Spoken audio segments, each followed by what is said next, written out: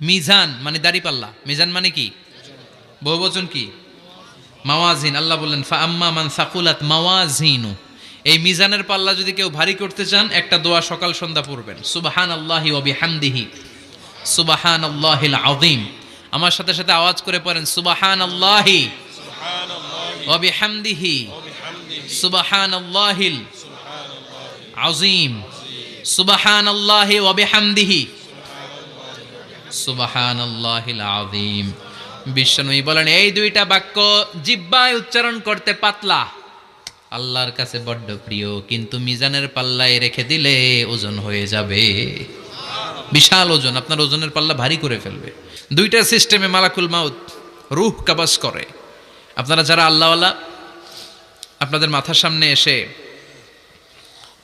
একটা যুবক সুশ্রী, যত সুন্দর হতে পারে একজন মানুষ, এরকম একজন মানুষের চেহারায় আসবে আপনাদের কাছে, এসে সুগন্ধি পারফিউম মাখা সাদা ধবধবে কাপড় পরে এসে আপনার শিওরে বসবে, এসে খুবই বিনয়ের সাথে ভদ্রতার সাথে বলবে ইয়া আইয়াতুহান নাফসুল মুতমাইন্না, ইয়া আইয়াতুহান নাফসুল মুতমাইন্না, ইয়া আইয়াতুহান নাফসুত তাইয়্যিবা, হে পবিত্র আত্মা বেরোয় আয়।